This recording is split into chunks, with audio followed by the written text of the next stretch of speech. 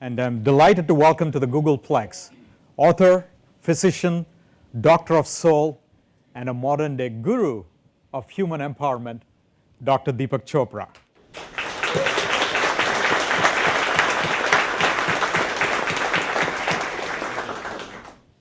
Dr. Chopra began his life as a physician, a doctor of the body, but very soon he realized that his true calling was in being a doctor of the spirit.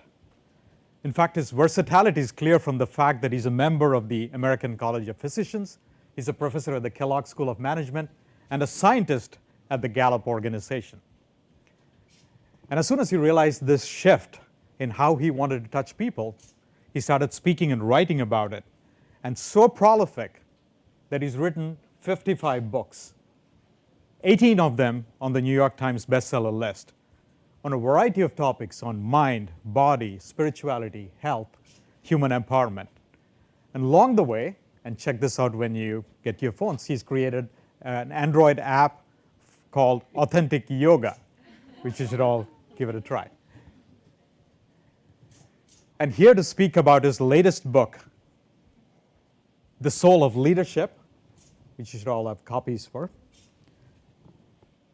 I want you to join me in giving a warm namaste to Deepak Chopra, somebody Time magazine called one of the top 100 heroes and icons of the century, the poet, prophet of alternate medicine. Please join me with a warm namaste to Dr. Deepak Chopra. Thank you very much. Thank you. Hi. So thank you very much for having me, and I have enjoyed the last 1 hour walking around this campus, being exposed to the spirit of this place, and I can authentically say that Google has a soul. There are a lot of places that have no soul whatsoever. So very happy to be here. How many of you actually ever think about the soul? How many of you don't think there is such a thing? Good. Just 2? Okay. Let me start with a little story, and then we'll get into, addressing the topic of today. The story goes back when I was about 7 years of age in India. My father was an army doctor. My little brother at that time was about 4 years of age. My mother was the best mother in the world. And we read in the newspapers, we were living in a small town, then small town, in the center of India called Jabalpur. And the newspaper said that Mr. Nehru, who was the first Prime Minister of India and the heir to Mahatma Gandhi, was coming to our little town. This, remember, about 15 years post-independence, to open an automobile factory. Nehru was a great hero for Indians at that time, a visionary, a statesman, as I said, the spiritual heir to Mahatma Gandhi. So there was a lot of excitement, and in our family there was only one discussion over breakfast, lunch, and dinner. And that was what was the color of the sari my mother would wear for the occasion. And my father would, of course, tease her and say that no one was going to notice the color of a sari. So on the day Mr. Nehru arrived, my mother in a beautiful pink sari, and my father in his army uniform with his World War II medals, my little brother, then 4, now the dean of Harvard Medical School, and me, we were on the streets at 4 o'clock in the morning before the sun rose. And by about 6:37, there were millions of people on the street. And in India, when I say millions, it means millions, okay? It doesn't mean thousands or tens of thousands, it means millions. Seething masses of humanity. Wherever you could see, there were people. People on treetops, people hanging by window ledges, people on buses, people on each other's shoulders, rambunctious, rowdy, and really very noisy. And about 9 o'clock, Mr. Nehru's motorcade came by our street. He was standing in a jeep, wearing a white Nehru jacket, as we now call it. This is a Nehru jacket. And he had a rose, a red rose in his lapel, which was his signature, his trademark. And there was a jeep in the front, and there was a jeep in the back, a motorcycle or two. Pretty simple.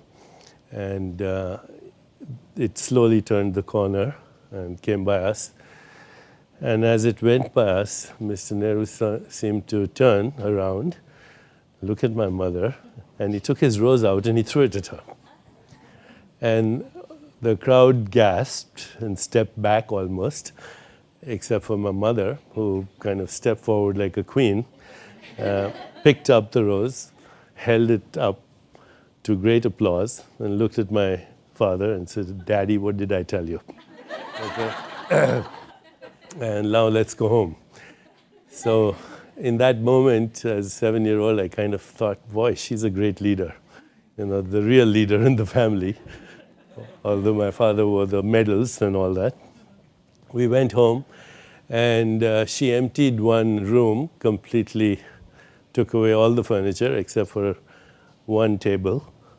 And on the table, she put a vase and the rose. And for the next 3 weeks, people came to our house to look at the rose. It was quite something. They would come in India, when you go to a house of veneration or a sacred place, you take off your shoes, etc. So they would come and take their shoes off and tiptoe into this room in silence, and they would just look at the rose. After 3 weeks, the rose started to fade, and my mother had a party. She invited all her friends, and at the end of the party, everybody got a faded rose petal. And you should have seen the attitude when they accepted that. It was like they were getting a diamond or a jewel. So afterwards, we asked our mother, my brother and I, what was so special about those rose petals? And she said something, some things you remember forever, that became the genesis of this course that I now teach at the Kellogg School of Management, called The Soul of Leadership. She said those rose petals was symbolic of the soul of India. And at that time, I didn't really understand what that meant, the soul of a country.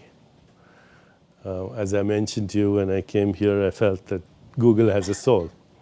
When I go to Detroit, I don't feel that. There's something very special when you think of soul, and I'll tell you what that means. But my mother explained that the leaders, in a sense, are the symbolic soul of a group consciousness, that they represent the dreams and the creativity and the longings and the aspirations and the intentions of a collective consciousness. And that collective consciousness could be a small unit, a family. It could be a company, business. It could be a community. It could be a country. It could be a political party. It could be the whole world. But the leader somehow embodies the collective dream.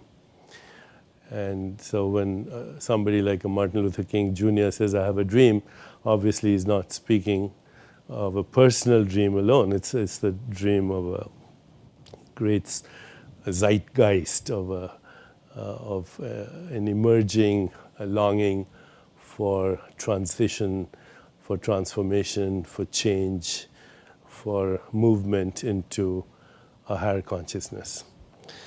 So that kind of stayed with me as a theme, that the soul represents a deep aspect of our core consciousness. Later, I went on to study medicine, and like anyone else, being programmed, indoctrinated into a completely materialistic worldview, I really became, like most of my colleagues, a great technician who knew everything about the human body and not necessarily a healer, because I knew nothing about the other aspects of human consciousness. So I used to wonder why you could have two groups of patients or two patients who had the same illness, the same treatment, the same physician, and yet have completely different outcomes.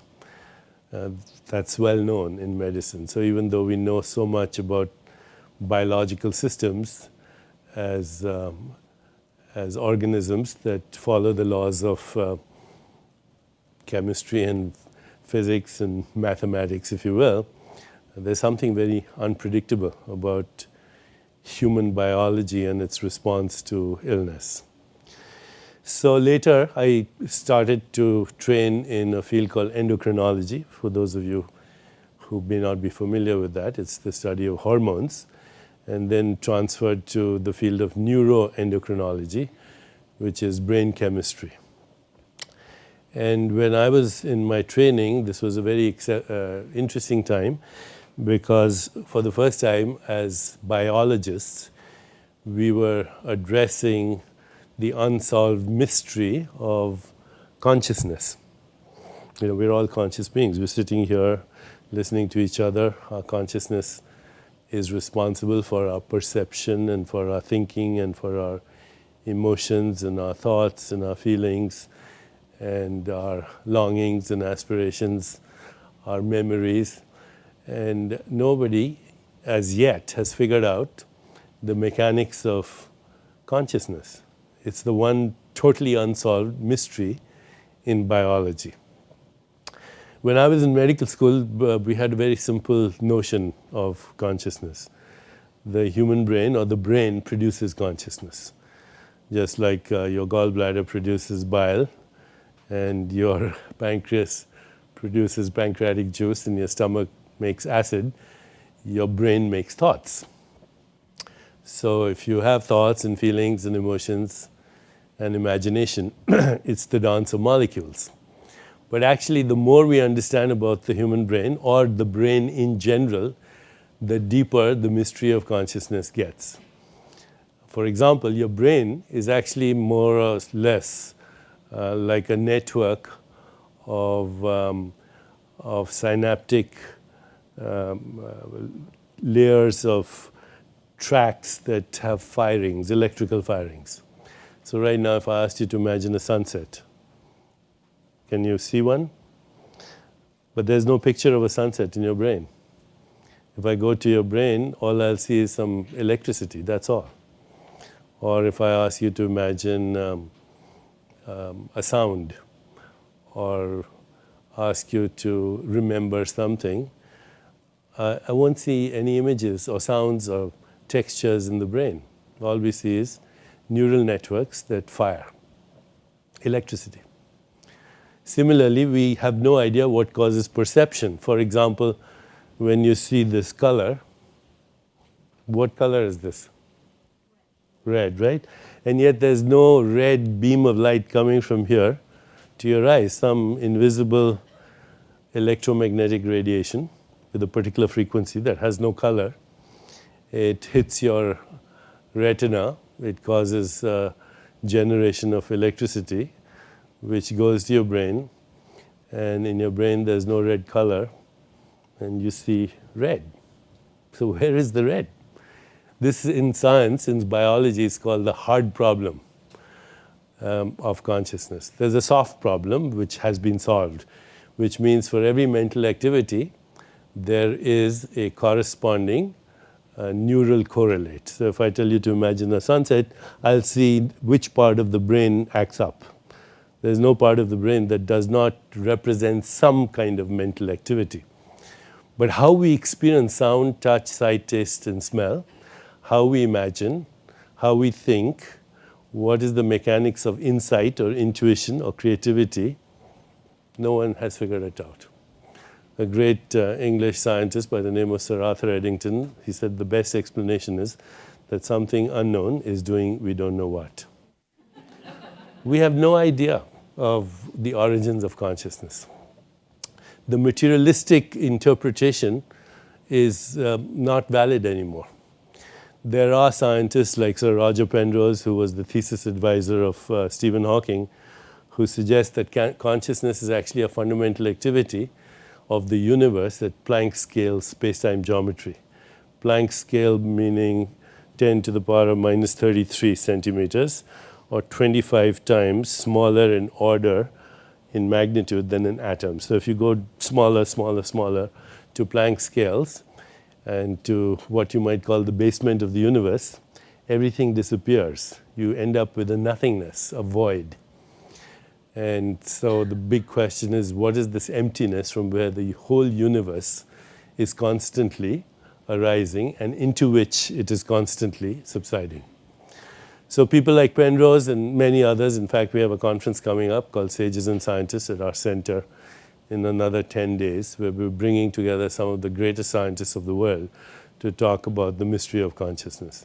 But there's a number of scientists who are suggesting that at Planck scale space-time geometry, at that level, everything disappears. Matter, energy, space-time, the world of objects, and what you get is a field of possibilities which has the fundamental building blocks of the material universe as possibility. Spin, charge, space-time, gravity, but only as possibility, not as things themselves. And at that level, there is also Platonic truth, which is things like mathematical truth and musical truth and truth, goodness, beauty, harmony, evolution. And therefore, the fundamental levels of the cosmos contain the building blocks both of matter and of mind. And that our personal consciousness is a little drop in the ocean of consciousness. So, you know, Sufi mystics like Rumi say, you're not just a drop in the ocean, you're the ocean in the drop. So this is where science is taking us right now. That our consciousness, that part of us that manifests as our mind and as our body, that projects itself as the body, and then the environment is actually non-local. Non-local means it does not exist in space-time.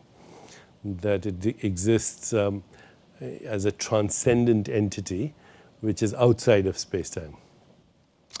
So right now, as you're listening to me, try this. As you're listening to me, turn your attention to the listener. So as you're listening to me, just become aware of who's listening. And if you feel some kind of awareness, the subject of experience, that's your soul.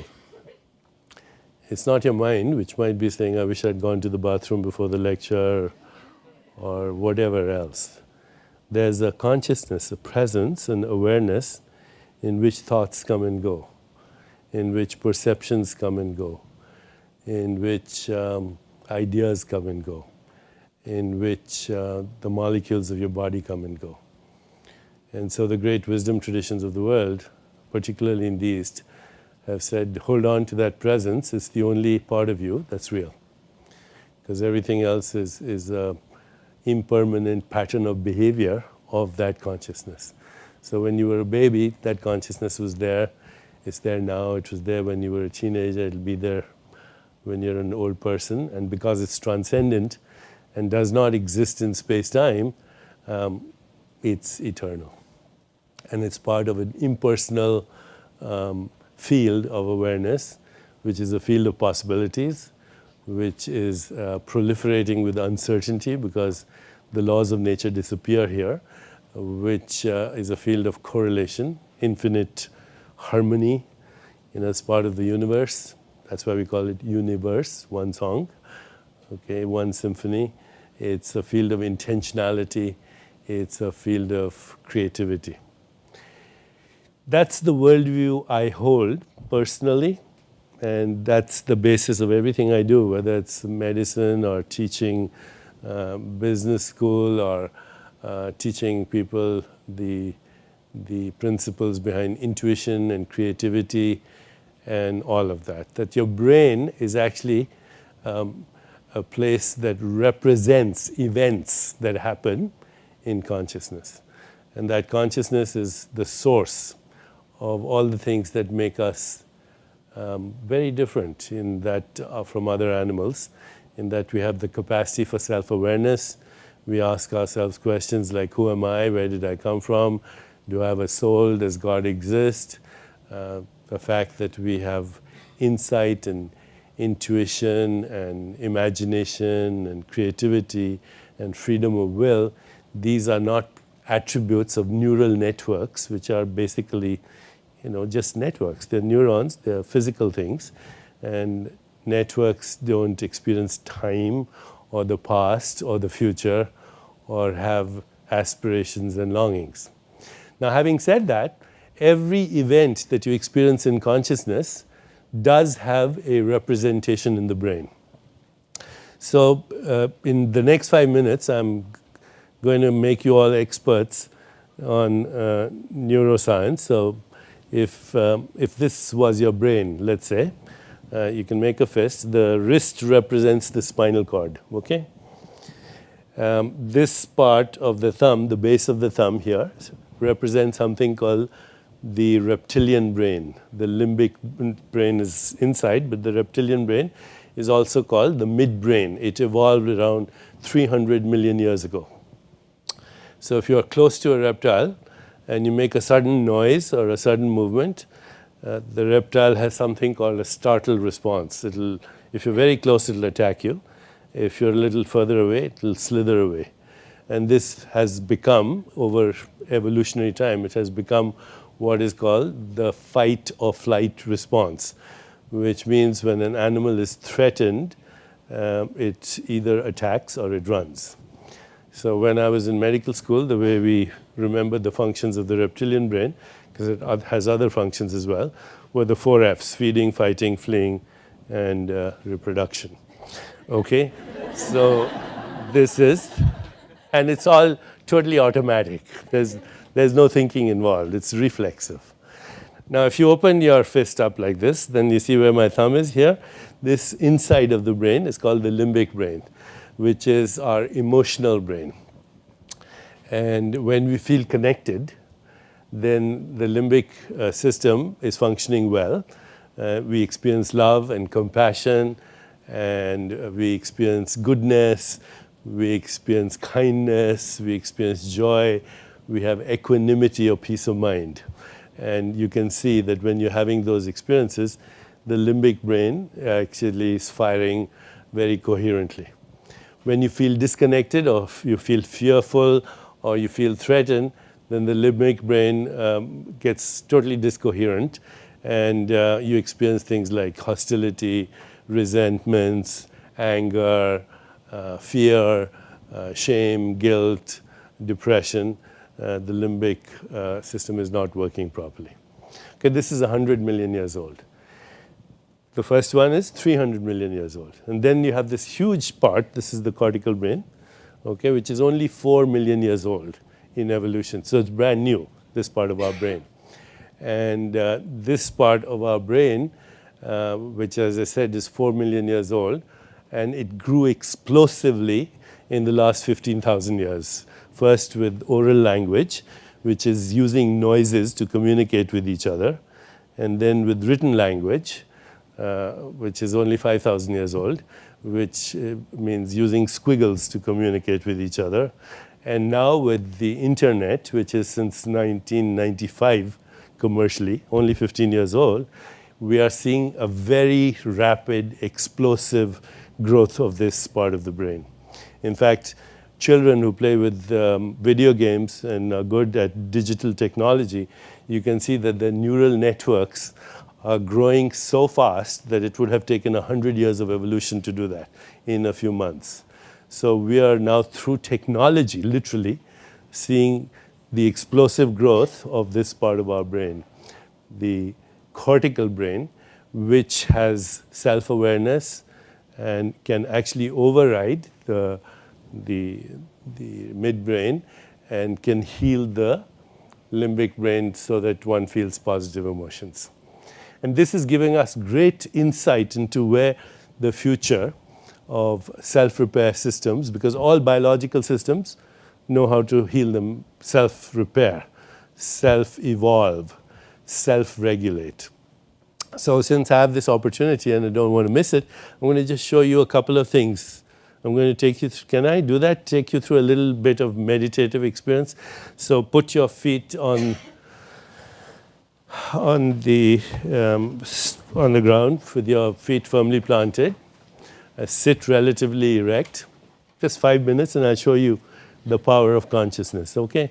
And take your hands and open them up and put them in your lap like that, and close your eyes and bring your awareness first into your heart, which is right in the center of your chest, and for a minute or so experience gratitude, which is think of all the things for which you are grateful for. Your family, your friends, etc. All the things that you would count as your blessings.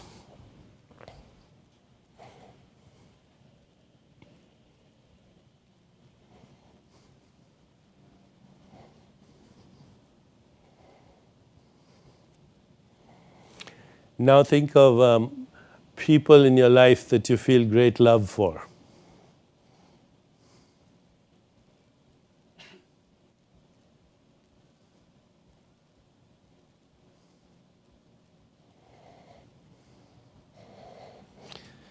Okay, now leave all that and just observe your breath.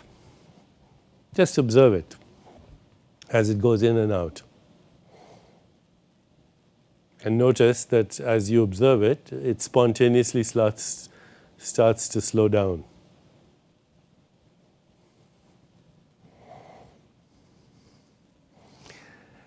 And now you can mentally tell your breath to slow down even more. Slow down.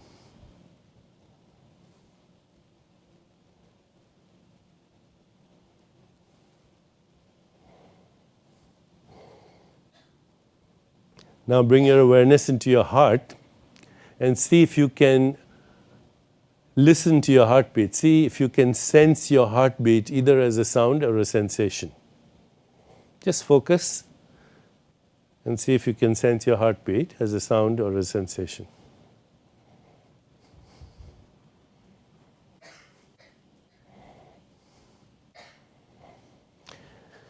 And now move your awareness from your heart into your open hands, into your fingertips, and see if you can bring your heartbeat into your hands. Can you feel the throbbing of your heartbeat in your hands? Increase the temperature of your hands.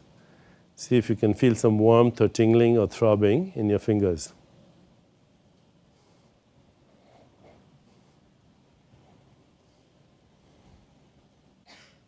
Now bring your awareness into your face and see if you can transfer your heartbeat to your face and increase blood flow in your face. Feel some warmth in your cheeks.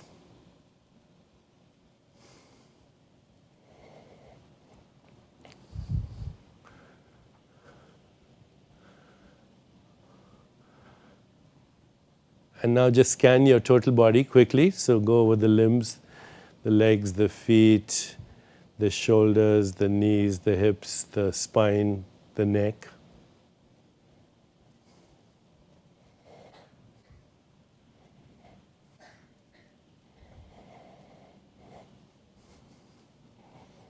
Now bring your awareness into your abdomen, into your stomach, intestines.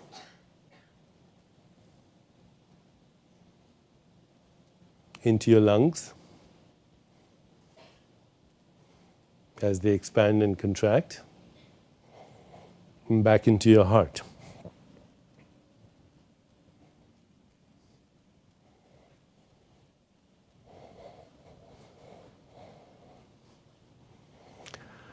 Relax into your body.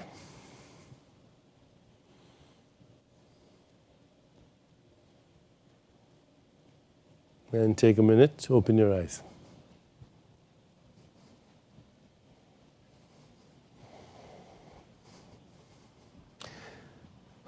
So I took all of 5 minutes really, no more than 5 minutes, to take you through a series of mental events where you put your attention and had a certain intention. How many people could feel that they could hear their heartbeat? How many people could transfer it to their hands? When you did that, you altered blood flow and circulation, and you actually lowered your blood pressure by 10 to 15 points. 80% of drugs are given for that range of hypertension. How many people could move the blood into their cheeks against gravity through intention? Okay, so all I'm saying is within 5 minutes, you can use your conscious mind to override your midbrain, which means this part, which is the fight-flight response, totally. You can activate the limbic brain just by thinking of love, compassion, kindness, joy, or people in your life. And you can literally rewire your whole brain through practice. And this is just 5 minutes of instruction. This is a new field in science. It's called neuroplasticity. And the operating phrase is neurons that fire together, wire together. So, great yogis in India have been doing this for thousands of years, where they can change their body temperature just with the flicker of an intention, lower their heart rate, change body circulation, lower blood pressure, change autonomic responses. And today we are finding out so much about this part of our brain. This is cortical brain, which is something called there's this little island there called the insula, which is like a hub, where, like, say, a hub, an airport terminal like Chicago, where all the flights come and go. So the insula is like a hub, and it sends messages to all the different parts of the brain and the body and receives messages, okay? And everything functions as an integrated whole, and you can learn to actually influence that, to self-regulate that. So you're no longer victimized by the midbrain into reactive responses. You just stop, you watch the impulse, and you let it go. You activate limbic brain, you activate intuition by asking questions, you activate creativity by incubating and gathering information. So for the first time, we have a deep understanding. We can watch what's happening in the brain through PET scans and CAT scans. And with the newer technologies, like this, for example, which I have in my pocket, which tells me how many calories I'm expending, how much energy I'm using, how long I sleep at night. You can wear headbands to monitor your brainwaves from a distance. And this morning I was at Cisco, and I spoke to 100 countries, 100 leaders, over 150 leaders in over 100 countries, and through bioregulation and biofeedback, training them to rewire their brain for higher consciousness. It's no longer mystical, it's science. The two operating new discoveries in science, one is neuroplasticity, that just by changing your patterns of inner experience, you can rewire your brain. And the other is what is called gene regulation. After I finished at Cisco this morning, I went to meet Dr. Elizabeth Blackburn, who got the Nobel Prize in Medicine in 2009, to talk about the fact that our so-called genes are not fixed entities. The human genome has you have about 23,000 genes. There are some worms that have more genes, and 65% of your genes are the same as a banana. So, it's not our genes that make us who we are. It's how we think, how we behave, how we consciously learn to live our lives. You can change or upregulate 500 genes that code for diseases like heart disease, certain types of cancer, autoimmune illnesses. Gene regulation and neuroplasticity are giving us a new idea of the human body. It's not a structure, it's a process. There are no structures in the universe. Everything is a process, and every process occurs in a field of consciousness. So based on that, I created this course for leaders, which is based on inner work. And here's my first slide, which is that your consciousness, which is literally your soul, if you will, your non-local self, is simultaneously manifesting as your moods, emotions, environmental situations, behavior, biology, social interactions, personal relationships, perception, and even the environment and nature's forces, because nature's forces outside you and nature's forces inside you are the same. The same electrical storms that create lightning in the clouds, also the same electrical storms create thoughts in your brain. There's no difference between nature's forces outside or inside. Very totally consistent with the Eastern wisdom traditions. And with that as a basic understanding, I created this acronym, which is how do you rewire the nervous system to create literally the hardware in the brain for leadership. Learn and listen, look and listen inside. So we create something in our leaders called a soul profile. Howard Gardner, who is one of the pioneers in leadership from Harvard Business School, you may be familiar with his name because he was the person who originally talked about multiple intelligence. So most people, when they talk about intelligence, it's IQ. Well, we have musical intelligence, we have mathematical intelligence, we have body intelligence, we have spatial intelligence, we have creative intelligence, none of which is addressed in our educational systems whatsoever. Now, when I came here and Ming showed me around, I could see a lot of very interesting, playful creativity in this environment, whether it's the garden outside or your Google Maps or just the way things are placed here and decorated here. There's a lot of creative, playful energy here. And that is an extension of the consciousness here. It's the collective creativity that is manifesting at that. So when you look inside your inner world and you ask yourself questions like, who am I? What do I want? What's my purpose? What kind of contribution do I want to make to my family, to the world, to the community? What are my unique skills and talents? How do I put them to use? What's really fun for me? What are peak experiences? What do I look for in a good friendship? What do I bring to a relationship? Who are my archetypes, my heroes, my heroines in history, in mythology, in religion? That kind of reflection starts a process in you that creates a vision automatically. And when we do it collectively, that vision can be very empowering.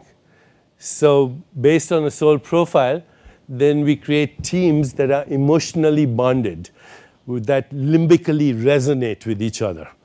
And that limbic system resonating with limbic system. This is well-known phenomenon now, that when you look at teams that win, particularly sports teams, when you see the Super Bowl or whatever, the teams are pretty close to each other as far as talent is concerned. What makes a team win is the emotional connection in the team.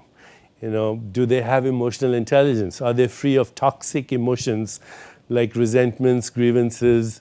As Nelson Mandela once said, holding a resentment is like drinking poison and hoping it'll kill your enemy. So how do you become emotionally free?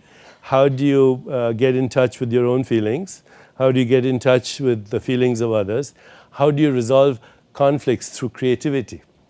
Einstein once said, no problem can be solved at the level of consciousness at which the problem was created. You have to move to the next level of consciousness.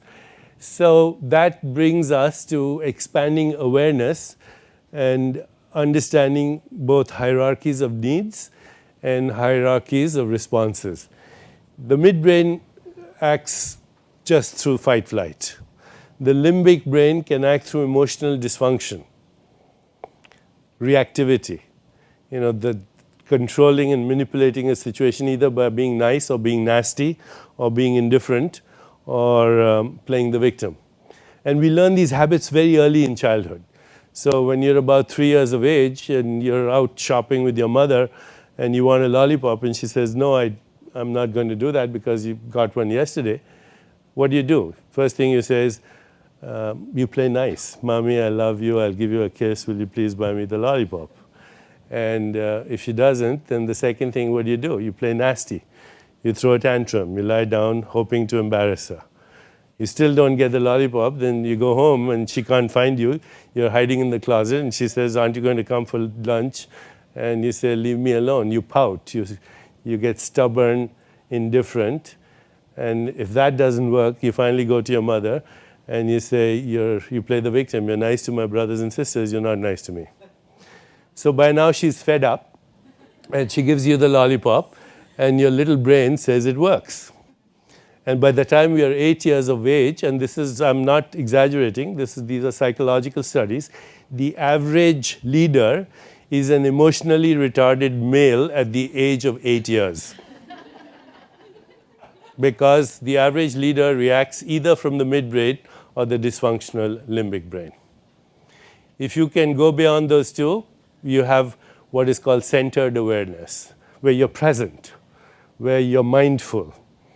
We have somebody here from Mindfulness Without Borders, where we're teaching, this nonprofit organization is going across the world, teaching people, young children, mindfulness, to be aware of the moment, to be aware of what's happening in their body, to be aware of their breath, to be aware of their environment, but also to be aware of their inner world, their feelings, their inner images, their thoughts, their ideas, and all so easy to teach. So when you have access to this and you go beyond fight, flight, and reactive responses, you stop being controlling and manipulative through being either nice or nasty or indifferent or stubborn or playing the victim, then you have access to higher states of consciousness. Intuition, which is a form of intelligence that is contextual, relational, holistic, nurturing, doesn't have a win-lose orientation, goes beyond cause-effect because it eavesdrops on context. And when you have context, then you have creativity. True creativity can never be programmed into a computer because there's no algorithm for creativity. Okay? True creativity comes from the discontinuity. It comes from your soul. And beyond creativity is eavesdropping on the higher mind, the bigger mind that is, in a way, correlating everything in the ecosystem. We are part of an ecosystem. The world is our extended body. And so when you see the contexts, the meanings, the relationships, the archetypal themes that run the bigger context, you have creativity, higher vision, a sense of mystery, sacredness, and then, only then, you can dare to dream and take action. So we start as human beings, then you become human feelings, then human thinkings, and finally human doings. But our world is totally the opposite. Everybody is doing, doing, doing. There's very little thinking. It's mostly about me. There's hardly any feeling, and it's mostly dysfunctional, and there's no being. So wisdom traditions say the highest state of human intelligence is being. Just being. The second highest state of human intelligence is the feeling that we call love and compassion. The third highest state of human intelligence is the thinking that is creative, that can create new meanings, new contexts, new relationships, and new themes. And the least intelligent state of being is doing. But finally, when you do it on the basis of being, feeling, thinking, what in Eastern traditions we call karma yoga. The right thing at the right time, process orientation and not outcome orientation. Empowerment, leaders know how to empower themselves and empower others. And we find that people who feel empowered, they have three major characteristics. One, they have great self-esteem. They don't confuse self-image with self-esteem. Self-image is what other people think of you. Self-esteem comes from a deeper level by asking the questions that I asked earlier. Great leaders have great self-esteem. They have values, they live up to their values, and they use their strengths. Now, as part of Gallup, as a senior scientist there, we actually all know what our strengths are. So for example, if you ask me, what are your strengths? I would say I'm a futuristic person. I look into the future. I'm adaptable. I feel connected and I like to connect other people. I maximize the use of my energy and don't waste it. And I'm strategic. These are my 5 strengths. But when we work with teams, we identify everybody's strengths and then we create teams that complement each other's strengths. So when you have teams that complement each other's strengths, where everybody expresses their unique strength, you have powerful leadership. At Gallup, we also found out that if the people you work with, so if your manager, for example, your immediate superior, if he or she ignores you, your rate of disengagement goes up by 45%. 20% of the US workforce is not only disengaged, they're actively disengaged, which means they come to work unhappy and with the express purpose of making other people unhappy. Okay? That's 20%. There's another 45% that are disengaged. They come to work because they have to make a living. They punch in and they punch out. But they're not interested in what they're doing. Between the disengaged and the actively disengaged, the cost to the US economy is about $380 billion a year.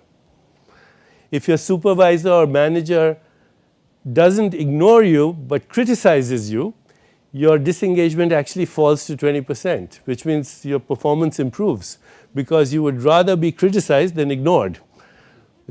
You don't exist when you're ignored. Now you're being criticized, you at least exist.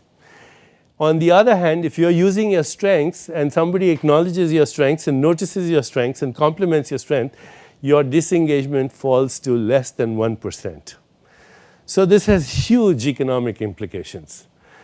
Our career well-being. In the United States, more people die on Monday morning at 9 o'clock than any other time of heart attacks.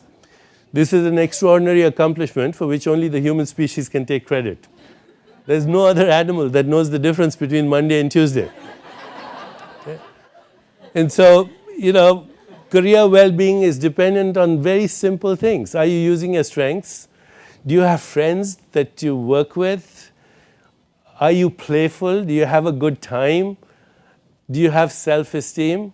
And then, this career well-being is linked to social well-being. We found at Gallup, this not making up this data, if you have a happy friend, your happiness goes up by 15%.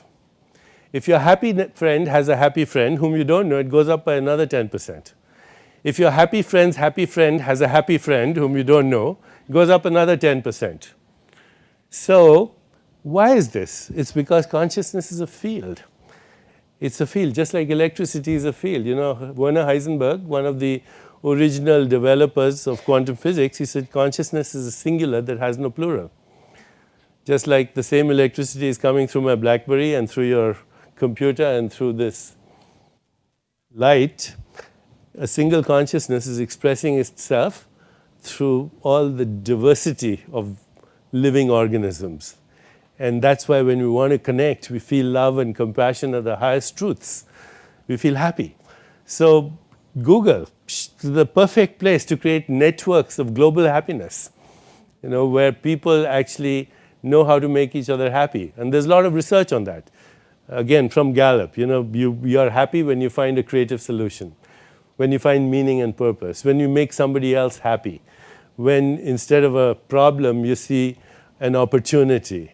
So, we know all the science, the statistics behind it, and how happiness actually brings on neurochemistry of immunomodulation, your immune system, your endocrine system, your thoughts, your feelings, and your biology as an integrated network of energy and information, and your mind as that process. Your mind is a process that regulates the flow of energy and information, not only in your body, but in your relationships. So mind is an embodied and relational process that regulates the flow of energy and information. And now the mind is entangled, because of the internet, because of technology, because of Google, we have an entangled mind. What's happening in Egypt is affecting us, and what's happening here is affecting people in Afghanistan. It's entangled both in space and in time, because through culture and through history, And through religion and mythology, our mind is entangled with the past. It's entangled with the future. It's entangled with each other. When we begin to understand entanglement and the power of entanglement, we have the means to use technology for creative problem solving. Right now, if I were to say there are 4 problems in the world that really need to be addressed immediately, one is conflict, war, terrorism. The second is ecology, devastated ecology. The third is radical poverty, where you live in a world where 50% of people live on less than $2 a day, 20% on less than $1 a day. You can never have social justice and peace unless we address this. And the interesting thing is, we have the collective creativity, the collective intelligence to actually solve these problems. To me, technology now is the solution, combined with a higher consciousness that feels connected and responsible. Because action without love is meaningless, and love without action is totally irrelevant. But when you combine the two and you use technology and the understanding of entanglement, there's no problem that we cannot solve. And technology is also unstoppable. If you are following the growth of technology, you'll know that the capacity of technology is doubling every year. The internet became commercially available in 1995. We are in 2010, 15 years, and see where we are. I can go on a computer with my little gadgets and see how my friends across the world, how they're sleeping, how well they're sleeping, how well they're rested, what their cardiovascular system is, what their brain waves are doing, and we help each other to grow, to evolve, to heal, to self-regulate. And all the data shows that when we come together to do these things, we are enormously successful because we are empowering each other. We take responsibility then for calculated risks, taking initiative and solving problems and doing it playfully and creatively. And finally, we understand synchronicity. One of the persons to talk about synchronicity, when you examine the lives of great leaders, he said, tell me, how did you become so successful? And this work has been done by Porras and Collins and by others. Almost everybody says, I was lucky. Or they say, I happened to be in the right place at the right time. Or they say, if they're religious, they say, God was on my side. Or it seemed a state of grace. Or it was many coincidences. Well, Carl Jung, the Swiss psychologist, and Wolfgang Pauli, the pioneer in quantum physics, they actually talked about synchronicity as a fundamental property in the universe, where at the most transcendent level, everything is happening all at once. There's no linearity in the universe. How does a human body, which has 100 trillion cells, each of them doing 100,000 activities per second, keep track of every other cell instantly? How does a human body think thoughts, play a piano, kill germs, remove toxins, make a baby instantly, all at the same time? These are mysteries that are yet to be solved. I think we are moving to an era where we are going to understand non-local intelligence, transcendent intelligence, soul or spirit as the primary activity of the universe that operates synchronistically. And when you extend your boundaries, when you take away your labels, if you take away every label you've given yourself, then you are an infinite consciousness. You're a field of possibilities. And you start to see the environment as an extension of yourself. This environment is very good, actually. It feels very good because you can see it's an extension of your collective psyche and your collective consciousness. So that, in a nutshell, is the basics of what I think the future of leadership should be. That consciously, we should create and rewire our nervous system so that through what is called long-term potentiation, we keep firing the neurons to wire the neurons to actually make leadership second nature to us. But true leadership, where we unfold our potential, we unfold the potential of others for greatness, and we use the principles of higher consciousness to heal ourselves and to heal the world. And no one is in a better position than you guys, because you're really laying down the neural networks of the planetary mind that is evolving right now. The planetary mind is evolving, and boundaries are breaking, whether they are national boundaries or ethnic boundaries or religious boundaries. They're going to break. It's unstoppable. And this is the divine manifesting through us as our technologies, a planetary mind. Thank you very much.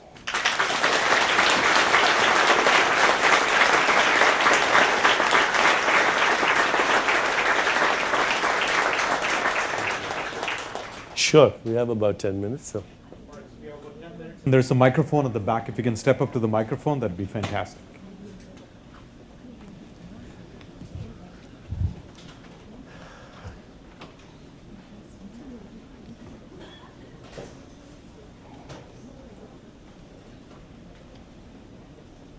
Thank you for coming. I have a question. As I'm listening to you today, I'm bringing that to some of the events that I see going on in the world, and some of those are very hopeful. Obviously, what just happened in Egypt and what's happening through Middle East is a great example where this is coming together. But then as I think more locally to our nation and our leadership, I really see that going in a very bad direction, and the use of propaganda and technology and just poor leadership. I'm wondering what your thoughts are on that.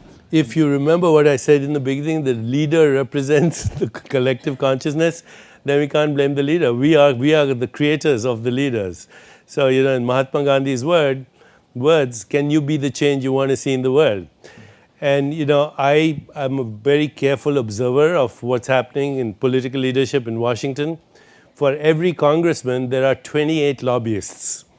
Just for health care, there are 14 lobbyists for every congressman. Special interest groups, military industrial complex, pharmaceutical companies, manufacturers of equipment. But I can tell you what's going to happen is, because of the new technologies, in a way the democratization of media is happening. The media right now is totally controlled by special interest groups. But as we begin to create our own media and democratize media, as we have television networks on the internet, if people create their own content, and if the content is good, reaches critical mass, you'll see a turn, but it'll take a while. It takes a generation to do this. So I agree with you. Would you say we're kind of right now headed in the wrong direction and it'll turn around? Or do you actually just disagree with me and you think... No, I think there's a lot of creativity at work, and as the creativity unleashes itself, the darkness also tries to keep up with it. And there's a time of what we call phase transition. Water comes to steam, that's a transition. There's a lot of boiling in the cauldron. Well, thank you for your work. You're a positive force. Thank you, sir. Thank you very much for coming. Here it is a great place, and I know we all very much enjoy working here, but at the same time, we're all extremely busy, and I think we often have very little time to even reflect on what consciousness is or even attend talks like this. And I think most of us start early in the morning, run around to meetings all day, write code, and late at night, we're still thinking about our job and creating all this, goodness that we're doing here. But what's your advice for us to kind of sometimes break out of that mold, smell the roses, as you said? I would say, and I can give you data to prove this, by the way, that from Gallup, where we gather this kind of data, that in an environment like this, which is very ambitious, but also very creative, take time to play during the day. Find time to get together, to be playful, to speak to each other, to exercise, to reflect, to meditate. Doesn't it take that much? Take a 20-minute break. Make it part of your policy. From what I know in Google, you guys participate in a lot of decision making, and you should do that. You should, get together as groups and create some rituals. Rituals of playfulness, rituals of reflection, rituals of exercise, rituals of mind-body stuff, whether it's Tai Chi or yoga or breathing techniques, and your productivity will go up. I mean, there's no question that productivity goes up. According to Gallup, we should be socializing 6 hours every day. And that includes at work, which means purposeless activity, playful activity. But if you actually look at probably all of our calendars, they're just completely full all the time.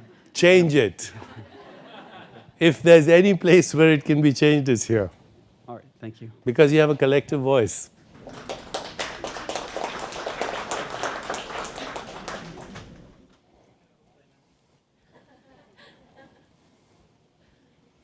You talked about letting go of labels and just being. Can you give us some examples of how to do that? I'm a daughter, I'm a sister, I'm a friend, I'm an employee. So you're a sister, you're a friend, you're a daughter, you work here. These are the many masks. These are the many roles that your spirit plays. So when you observe your different roles that you play, you recognize there's a part of you that is not the roles. It's taken on that role. In a day, I play many roles. I play the role of a doctor, of a teacher, or a writer, of a son or a father. But I have learned to reflect and watch myself. You know, the great Indian teacher Krishnamurti used to say the highest form of human intelligence is the ability to observe yourself without judging yourself.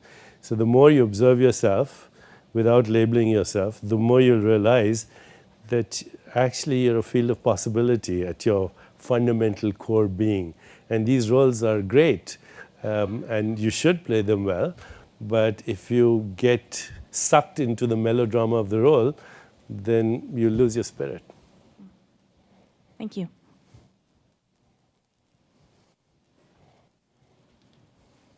And I have a question that comes from my mom. And my wonderful mom, this is her question. What's the best way to imagine what you want without ever having the experience of it? Well, all imagination comes from some kind of memory, either personal or archetypal or collective. The best raw material for imagination is mythology, because mythology represents, you know, the word myth in English is related to the word mata or mother or matrika or matter or meter or time or measurement or music. These are all words that come from myth. So what's myth? It's the collective imagination of our ancestors that has lived through time. And when I was a little child, my mother would read to me stories from the Mahabharata and the Ramayana, because that was the imagination of the impossible. You know, the monkey god flying in the air with the Himalayas in his hands. It stretches your imagination.